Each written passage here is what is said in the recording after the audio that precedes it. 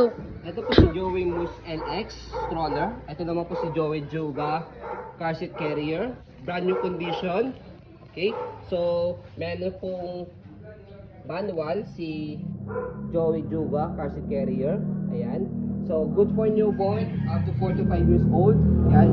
Malapad po siya and then mahaba. Okay? So, compact folding. Ayan. Ito yung malaki yung basket sa ilalim. Okay? So, ito po yung details po niya 1 by 1. Okay. So sa canopy, color gray, walang faded, walang discoloration. Peekaboo dito sa harapan. Okay? Extension canopy. Pwede nyo pasok sa loob kung hindi nyo gagamitin. Ayan. So pwedeng fold ng kalahati. Ayan. Pwedeng full fold.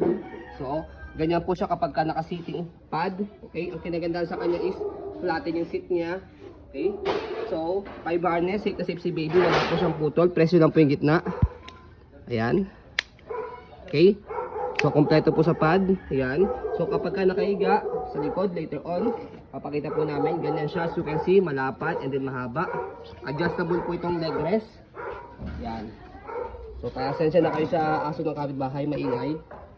Okay. So, pressure lang dito sa ilalim. Kung gusto nyo po i-adjust pag nakaupo. Ayan. So, footrest. Okay na okay siya. Sa gulong, easy to maneuver. Nag-swivel. Ayan. So, okay na okay yung gulong niyan. Ayan. Okay?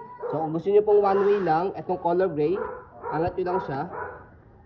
Okay? Ang purpose niya, kapag i-heli si baby is, hindi siya magro-rotate. Okay? So, handle niya sa harapan, yan, meron siyang tray. Okay? Lagay ng food and cup na tap, ng tubig, or ng dede. So, press nyo lang dito sa gilid, dalawa, or kahit isa, pwede yan, pagka lalagay si baby. Okay. Ayan. So, body frame sa right side. Yan yung details. Okay na okay. Black. Ayan. So, sa likod. Ayan. Okay yung gulong. Ayan. Dito sa kabila. Stopper. Kahit isa lang po yung tapakan nyo rito. Ayan. Angat lang po para mag-go. Okay. So, basket niya malaki. Max kilogram is 15. Marami kayong may lalagay. So, dito siya ina-adjust. Press nyo po ito. And then, angat. Kung gusto nyo pong fully recline, babang baba. Kung kalahati lang, semi-recline. Yan. Kung gusto nyo na pong upong-upo, sagad nyo po siya. Yan. Okay? So, next natin, body frame sa kabilang side, sa left side. Ayan.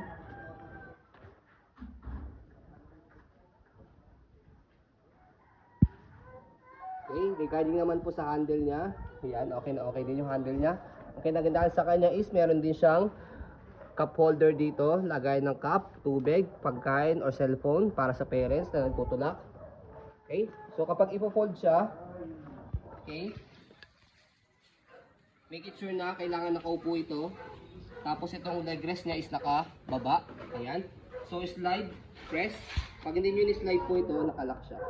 Slide, press, tapos forward. Ayan, para compact yung folding niya. And then, lock sa gilid. Ayan. So, can stand alone, natatayo siya mag-isa. So, kung gusto niyo po siyang i-open, lock sa gilid, angat lang po siya. Gilid nyo lang, tapos buka. Ayan. Less hassle siya i-open sa i-fold. Okay? So, kapag ilalagay yung car seat, kailangan nakahiga po siya. Okay? So, dito naman tayo sa car seat. Ayan. So, si car seat, pwede siyang manual rocker. For example, nasa living area kayo. Ayan. Pwede siyang manual rocker. Okay? So,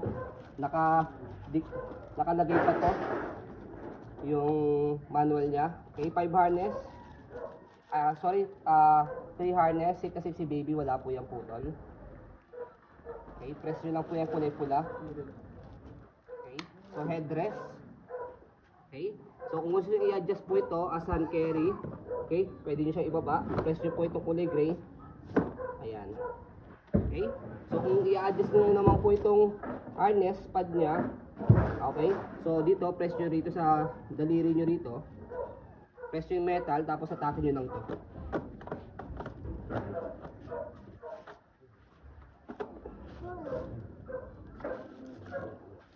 Okay?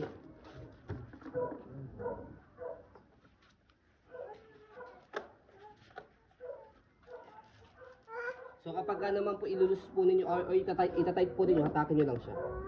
Yan, hatakin nyo lang. Okay?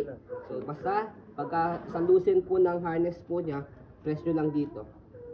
Pasok nyo lang yung daliri nyo dyan para hindi kayo mahirapan. Okay? So sa pag-install naman po itong car seat sa stroller, okay?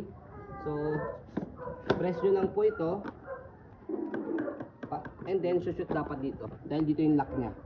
Okay? So lagay natin. So press, tapos shoot. Yan, nakalock na siya. Okay? So ganyan po siya kapag naka-install na siya. Okay? Naka-forward facing talaga sa nagtutulak. Hindi siya pwede nakaharap din. Okay, kasi newborn pa lang siya. Okay? So kapag natanggalin, again, press lang din tong likod, tapos angat. Okay? So ayun, ganyan lang po siya kadaling gamitin. Okay? So as you can see, very details po kami mag-video. Kasi siya policy po namin, no refund, no exchange, what you see is what you get. So yun po, maraming salamat. Have a nice day and God bless po.